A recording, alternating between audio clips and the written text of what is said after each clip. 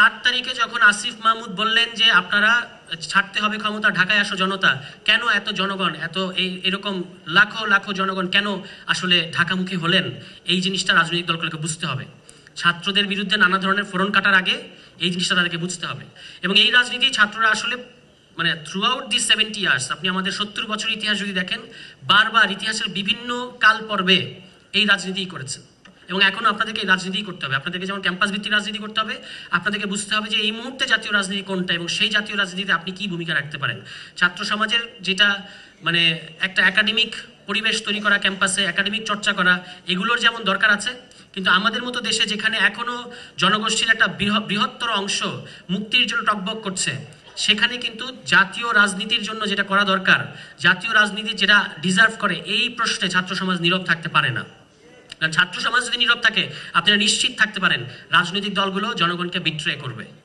এই জন্য আপনাদেরকে ঐতিহাসিক ভ্যানগার্ড হিসেবে, ঐতিহাসিক ওয়াচডগ হিসেবে আমাদের এই ছাত্র শক্তিকে থাকতে হবে। আমাদের সংগঠনটা পরে হয়েছে, কিন্তু এই যে ফ্যাসিবাদী ব্যবস্থার বিলোপ ঘটাতে হবে, লাখো জনতার উপস্থিতিতে নাহিদ ইসলামের এই যে এক দফা, এই দিন থেকে এনসিপির রাজনীতি শুরু হয়েছে। এবং আমাদের অনেকে প্রশ্ন করেন যে আপনারা রাজনৈতিক দল করতে গেলেন কেন, প্রেশার গ্রুপ হিসেবে থাকতেন, আপনারা মিনিস্ট্রিতে গেলেন কেন, আপনারা প্রেশার গ্রুপ হিসেবে থাকতেন।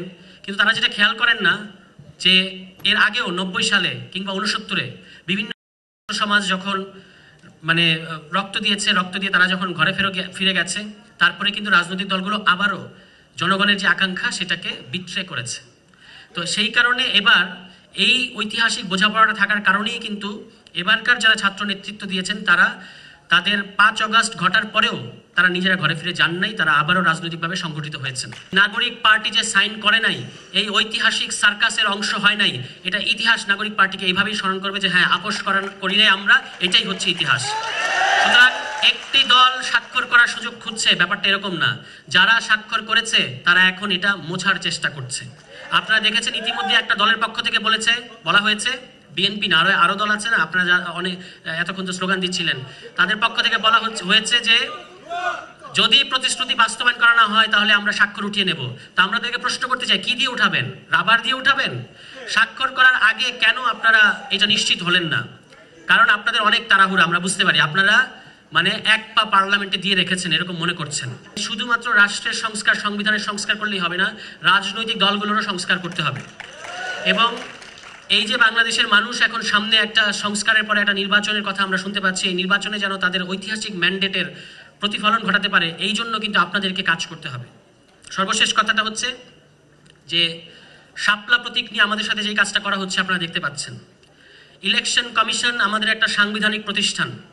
আমরা বলেছি বিষয়টা শুধু শাপলা কেন্দ্রিক না, বিষয়টা হচ্ছে আপনি একটা সাংবিধানিক প্রতিষ্ঠান হিসেবে যে কোনো সিদ্ধান্ত, যে কোনো স্ট্যান্ড যখন নেন, এটার আইনের যুক্তিটা কি, এটার সংবিধানের যুক্তিটা কি, এটা আমরা জানতে চাইব। আপনারা জাতীয় লীগ নামে একটা ভুইফর সংগঠনকে নিবন্ধন দিয়েছেন, যাদের সভাপতির নাম কেউ জানে না, সেক্রেটারির নাম কেউ জানে না, যাদের গত কয়েক মাসের কোনো রাজনৈতিক কর্মসূচির কথা আপনারা কেউ স্মরণ করতে পারবেন না, যারা যে স্থানের কথা বলেছে তাদের কেন্দ্রীয় কার্যালয় হিসেবে এরকম কোনো স্থানের অস্তিত্বই বাংলাদেশে নাই। এই ধরনের একটা রাজনৈতিক দল বলতে চাই না, এই ধরনের একটা ভুইফর সংগঠনকে আপনারা নিবন্ধন দিয়েছেন এবং আপনারা আমাদেরকে নীতি কথা শোনান।